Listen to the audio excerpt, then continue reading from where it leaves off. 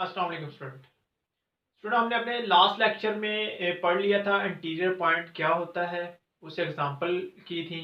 फिर हमने ये पढ़ा था कि नोवेयर डेंस सेट क्या होता है, फिर उससे रिलेटेड हमने कुछ एग्जांपल की थी। तो स्टूडेंट आज इस लेक्चर में हम पढ़ेंगे कि एक्सटीरियर पॉइंट जो है वो क्या होता है। सबसे पहले हम इसकी डेफिनेशन देखेंगे, फिर उसके बाद कुछ एग्जाम्पल जो है इससे रिलेटेड वो देखेंगे कैसे हम इस डेफिनेशन को डिफरेंट क्वेश्चन के ऊपर अप्लाई करते हैं। तो आइए स्टूडेंट आगे जो लेक्चर हम इसको स्टार्ट करते हैं। तो डेफिनेशन है एक्सटीरियर पॉइंट, कहता है let A B a subset of topological space X. कहता है एक्स का एक टोपोलॉजिकल स्पेस है और ए जो है वो इस टोपोलॉजिकल स्पेस एक्स का सबसेट है। Then a point x belongs to a complement is said to be an exterior point of A if there exists an open set U containing x such that U subset हो A के complement का। क्या मतलब है? कहता है x का कोई भी एक टोपोलॉजिकल स्पेस है और A कोई भी इसका सबसेट है। कहता फिर हम इस A का कंप्लीमेंट लें, इस ए का हमने क्या किया, कंप्लीमेंट लिया, और इस कंप्लीमेंट में से अगर हम कोई एक ऐसा एलिमेंट ले, देख लो एक्स्ट्रा कोई भी क्या है, एक टोपोलॉजिकल स्पेस है और ए इस एक्स का कोई भी क्या है, सबसेट है। तो कहता आपने क्या करना है, इस ए का लेना है कंप्लीमेंट, कंप्लीमेंट ले लिया। कहता फिर उस कंप्लीमेंट का हमने कोई एक एलिमेंट लेना, वो है एक्स। कहता अब ये जो एक्स है, x is exterior point of A. मतलब ये जो x है वो एक्सटीरियर पॉइंट होगा a का अगर हमें इस x के लिए कोई एक ऐसा ओपन सेट मिले u जो इस x को अपने अंदर कंटेन करता हो और वो जो ओपन सेट है इस कंप्लीमेंट का क्या हो, सबसेट हो। अगेन देख लो स्टूडेंट, डेफिनेशन में वो क्या कह रहा है कि लेट ए बी या subset of a topological space x। कहता है जी एक्स का कोई भी टोपोलॉजिकल स्पेस है, ए जो है वो उसका सबसेट है। A point X belongs to A complement. कहता है ए के कंप्लीमेंट से हम कोई एक ऐसा पॉइंट ले एक्स और उसके लिए हमें कोई ऐसा ओपन सेट यू मिले जो इस एक्स को अपने अंदर कंटेन कर रहा हो और वो जो ओपन सेट है इस ए के कंप्लीमेंट का क्या हो, सबसेट हो। तो हम कहेंगे फिर ये जो पॉइंट है वो ए का क्या है जी, एक्सटीरियर पॉइंट है।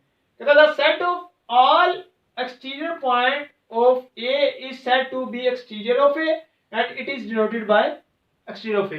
जितने भी एक्सटीरियर पॉइंट हैं अगर हम उन्हें ए की सेट में लिख दें तो हम उसको डिनोट करते हैं एक्सटीरियर ऑफ ए। तो आइए स्टूडेंट अब हम इसी डेफिनेशन को एग्जांपल के थ्रू देखते हैं कि कैसे हम किसी सेट का एक्सटीरियर पॉइंट जो है वो फाइंड कर सकते हैं। तो डेफिनेशन से स्टूडेंट आपको पता चल गया होगा, यहाँ पे हमें तीन चीजों की जरूरत है। एक टोपोलॉजिकल स्पेस एक्स की, दूसरा सबसेट ऑफ ए की और उसके कंप्लीमेंट की तीसरी। तो आइए सबसे पहले हम यहाँ पे एक ग्राउंड सेट लेते हैं। हम सपोज कर लेते हैं लेट एक्स जो है वो इक्वल टू है ए बी सी और डी। अब इसके ऊपर हम एक कलेक्शन ले लेते हैं टा empty set, set A, set B, set A B और सेट एक्स। ये हमारे पास एक्स का एक टोपोलॉजिकल स्पेस आ गई। अब हम एक एक सबसेट ले लेते हैं। ए हम ले लेते हैं जी सी और डी, ये हमने ले लिया इसका एक सबसेट। देखो यहां पर क्या था, let A B a subset of a topological space X. ये हमारे पास एक्स और टोपोलॉजिकल स्पेस आ गई। अब ये ए आ गया। अब हम चेक करेंगे इसके एक्सटीरियर पॉइंट। अब देखो इसके एक्सटीरियर पॉइंट फाइंड करने के लिए हमें जरूरत होती है एक कंप्लीमेंट की। ये को यहां से नजर आ रहा है X belongs to A complement, तो हमें इसका निकालना होता है कंप्लीमेंट। तो हम इसका कंप्लीमेंट निकाल लेंगे। तो ए कंप्लीमेंट जो है वो किसके इक्वल होगा, एक्स माइनस ए के। अब एक्स जो है वो स्टूडेंट हमारे पास है ए बी सी और डी और ए हमारे पास है सी और डी। तो यहां से ए कंप्लीमेंट जो है स्टूडेंट वो आ जाएगा ए और बी। ठीक है, अब इस कंप्लीमेंट के वो पॉइंट इस ए के एक्सटीरियर पॉइंट होंगे जिनके लिए हमें ओपन सेट यू मिले और वो जो ओपन सेट है वो इस ए कंप्लीमेंट का क्या हो, सबसेट हो। ठीक है, मीन ये कि अब हमने ए कंप्लीमेंट में से चेक करने हैं कौन से ए कंप्लीमेंट के पॉइंट है जो इस ए का एक्सटीरियर होंगे और जो इस कंडीशन को फुलफिल करते होंगे। तो सबसे पहले हम चेक करते हैं ए को, क्या ये इस ए का एक्सटीरियर पॉइंट है कि नहीं है। तो यहां पे हम लिखेंगे for A belongs to complement of A. अब हमने यहाँ पे ये देखना है कि इस ए को कौन कौन से ओपन सेट अपने अंदर कंटेन कर रहे हैं। तो यहां हम लिखेंगे पॉसिबल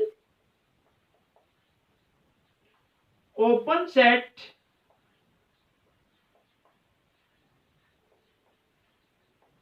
containing A R। तो देखो इस ए को कौन कौन से ओपन सेट कंटेन कर रहे हैं। एक स्टूडेंट आ जाएगा सेट ए, दूसरा आ जाएगा सेट ए बी और तीसरा हमारे पास आ जाएगा एक्स। अब ये हमें वो ओपन सेट मिल गए जो इस ए को अपने अंदर कंटेन कर रहे हैं। तो अब हम इनमें से अगर हमें कोई एक ऐसा ओपन सेट मिल गया जो इस ए के कंप्लीमेंट का सबसेट हो तो हम कह देंगे ए जो है वो इस ए का क्या है, एक्सटीरियर पॉइंट है। तो सबसे पहले हम इसको चेक करते हैं। तो स्टूडेंट यहां से नजर आ रहा है कि जो सेट ए है वो सबसेट है closure of sorry complement of A का। तो हमें एक ऐसा ओपन सेट मिल गया जो इस ए को अपने अंदर कंटेन कर रहा था और इसके कंप्लीमेंट का क्या है, सबसेट है, जो कि इस डेफिनेशन को फुलफिल कर रहा है। एक ऐसा ओपन सेट मिल गया जो इस ए को अपने अंदर कंटेन कर रहा है और इस कंप्लीमेंट का क्या है, सबसेट भी है। तो इसका मतलब ये जो ए है वो इस कैपिटल ए का क्या होगा, एक्सटीरियर पॉइंट होगा। जो हम लिखेंगे S A is exterior, is an exterior point of set ए। ठीक है, जो स्मॉल ए है वो हमारे पास कैपिटल ए का क्या हो गया, एक्सटीरियर पॉइंट हो गया। अब इस तरह कंप्लीमेंट के सेकंड पॉइंट को चेक करेंगे। तो हम लिखेंगे for B belongs to complement of B, complement of A. अब हम ये देखेंगे इस बी को कौन कौन से ओपन सेट अपने अंदर कंटेन कर रहे हैं। तो यहां लिखेंगे possible open set containing B. वो कौन कौन से हैं, ये एक बी,